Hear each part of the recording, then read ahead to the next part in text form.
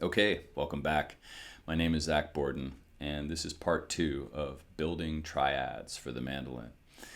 If you didn't get a chance to check out part 1, I recommend you go ahead and do that. We just went over the basic building blocks of any major or minor triad, talked about the 1 and the 3 and the 5 of the scale, and then we went over this shape. And that's where you are playing the root of the chord in the bass. Okay? And then the 5th is next. And then the 3rd is the next one after that. Okay? I want to impress upon you how important it is now to really understand where the 1 and the 5 and the 3 is in these chords. That describes a relationship, but it also means that if you know where, say, 3 is, you know that all you have to do is flat that note by a half step and you get a minor chord. Okay, so this is the recipe. Whenever you play any of these shapes, all you need to do is know where the 3 is and flat it, and that gives you a minor chord. It's probably a different way than a lot of people are used to thinking about harmony, right? A lot of times you'll go to a teacher and they'll say, oh, well, here's a C chord, come back and see me next week and I'll teach you a D chord.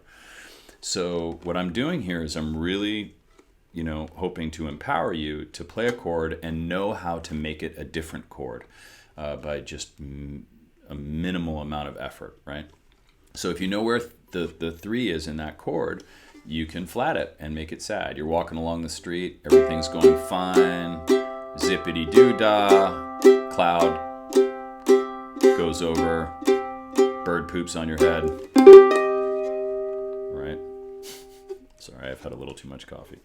Okay, so the idea is that's all you have to do to make it minor. So now we're going to start with a whole different shape and a different order of notes, right? So we're going to play a C chord in a brand new place, and it looks like that, and that's the second inversion, and it's also the second shape that we're going to discuss. Okay?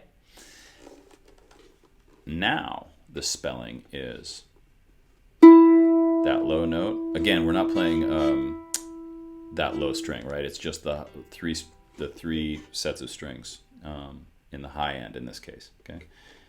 There's your low note.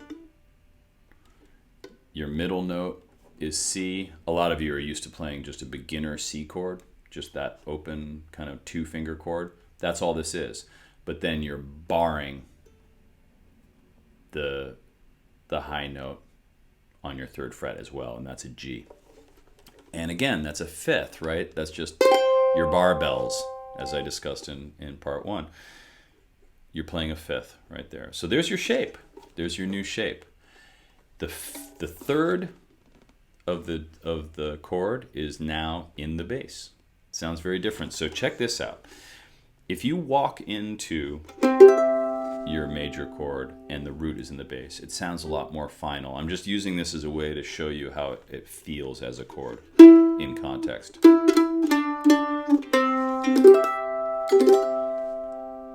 It's kind of like we're done, right? We're already there. We're at home base. But if you walk into this other chord, you'll hear that low note implies a little bit more of kind of a sweetness or a little more of a vulnerability because it doesn't have the finality of the first note of the most resolved place in the scale. So check this out. Right, so the resolved note is actually tucked in the middle now. It's kind of hidden, right? So it has a different feel. As opposed to,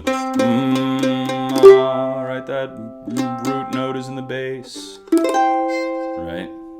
Very different. So now what do you do to make it minor? You just flat it. Flat the low note, because I told you it was a 3, and you just go, and it sounds very different. So here's a C minor, and here's a C minor with a 3rd in the bass. Very different sound.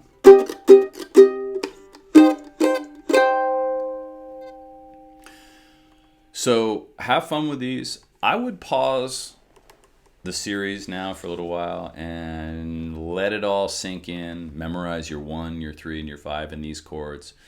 Practice turning any of these chords or shapes into minor chords, and really get your ears around these. I'm going to show you one more quick trick for ear training, and that is to play one note in the chord or the shape a little louder and more persistently, and then play the chord together, so you really hear the relationship between the note that you're drawing out and the chord all together. So check this out. So this is a study of where the root is in a root shape or a root position shape. So check this out.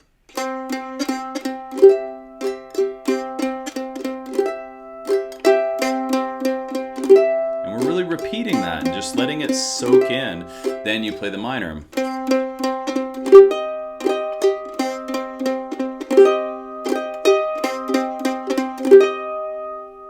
Okay, I did this for a lot of hours when I was first starting to get acquainted with these shapes, and it really, really helped my ear a lot. Okay, so check this out.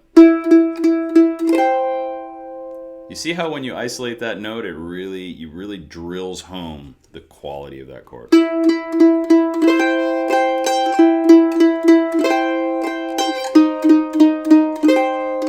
And again, I play that chord like that. It's a little bit awkward if you're going from major to minor, but it's less awkward than this stretch. So just as a little aside. Okay, so play with those, have a lot of fun, and we'll see you in part 3. Make sure to check out my website, zachborden.com, ZAKBORDEN, for some more goodies, and good luck, and we'll see you in part 3. Thank you.